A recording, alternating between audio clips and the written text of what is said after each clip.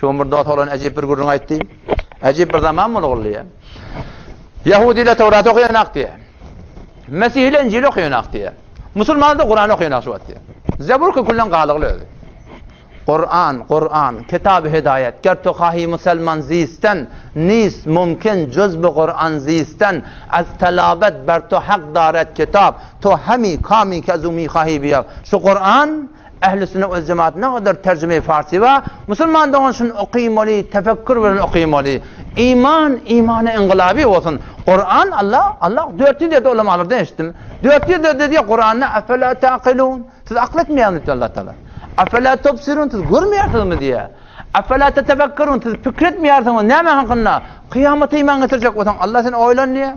Nemek oylanmalı? Ve min ayatihi enneke teral arda khashi'a فإذا أنزلنا عليها الماء اهتزت وربت إن الذي أحياها لمحيي الموتى إنه على كل شيء قدير ومن آياته الله نبر نشاني تبر دليلي كوكتشك ولي الله تعالى ورمنا آدم ورق ومن آياته الله نبر نشاني تي إنسان أولاب ديرتشك لنا أنك ترى الأرض خاشعة تنقول يا تنجير قوريب تلم تشاشول بيتي دي إن أنا كم أودو أورق كده إن شاء الله تغمان أورق حرفة بغدي دورب alırlar.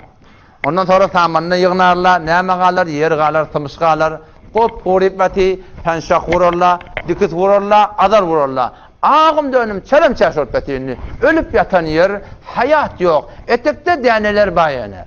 Bir ay yağın yağmaya, hissat göğürünak. 2 ay yağmaya, göğürmeye. 3 ay yağmaya, 4 ay yağmaya, yağmata göğürmeye. Allah فَاِذَا أَنْزَلْنَا عَلَيْهَا الْمَا Allah ayetiyen ne de diye. Her vati kebir defeden suyun deriyat. İhtezzet ve rabet. Kıymıllıya, göğüne çişe. Nemma? Aşağıdan burada diler keliye diye.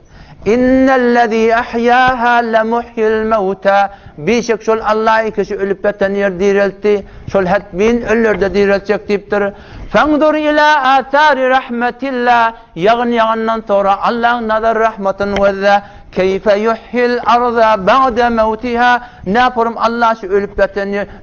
Ne yaparım şu Allah şu ölen yeri diriltiye diye. Ne yaparım diriliyor? Yannak ne yaparım diriliyor? Karakan ne yaparım diriliyor?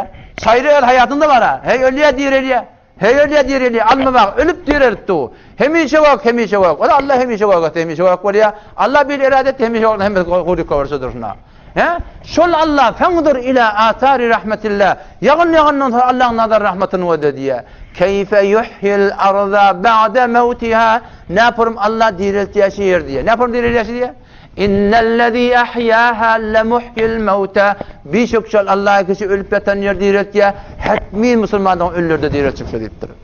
O zaman asıl maksat nere? O tarifi. Bu dünya neme? Bu dünya yüzüne gülümdür.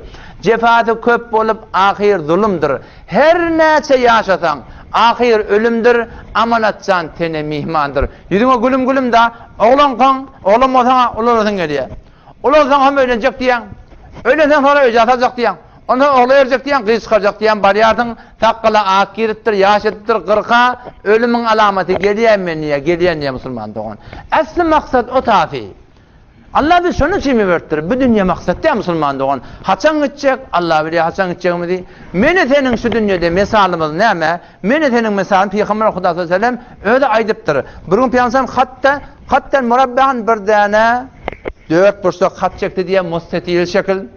Ortasından da bir hat çekti diye ucu daşından çıkıp otuyor şeyde. Ondan sonra daş çevrenine hat çekti diye. Peygamber ayıttı diye şi'ne lekem hada insan çılığın ortasındaki duran insan diye. Ondan sonra o çılıktan daşayı çıkıgılı. Bu neyme?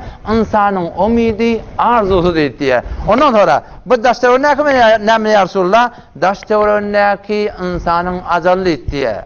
Muhitun bihi ev kad ahata bihi daş çevren alıglı haçana alamali.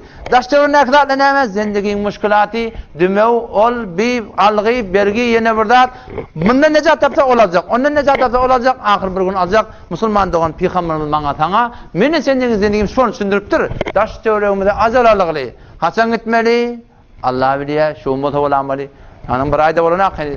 Hafız İsmail ya dost olan Saravan'la. Öyle denaz bilen geliyor. Öyle bolat 30 yaşında. Denana 24 yaşında, gevresinde oğlan, idinle kıdancak oğlancak, kıydı oğlan. Ha, erkek oğlan başta, erkek oğlan. Oğlu kıydı oğlan sonra öde oya kayıttırlar. Beter bir faal oğlan biri, mektep kurup, zat edip, acayip bir İslam'a hizmet guzar. Biz ne kadar umidimiz vattı ondan. Ne kadar umidimiz vattı. İnanla kim geliyor, koşta karşı zahadana taraf, Allah'ına kim götürüyor, maşin vuruyor. Öde derza, denansa derza, oğlancıklaşa da, kafır rahat yolup, kullan şu dışına götürü diye Müslüman doğan. Zindagi işi. Haçan gidecek Allah biliyor. Yöne bir gün set Müslüman doğan gidecek. Şimdi nefes çıkıptı, evlek girer mi, girmer mi? Şuna şekba Müslüman doğanım. O nefesin girenle, evlek çıkar mı ya çıkmar mı? Şuna şekba. Emma ölümden tüyen dirilmekliğe bir zerre şek yok Müslüman doğanım. Allah şu dünyanı, o dünyanın abad etmesini verdir.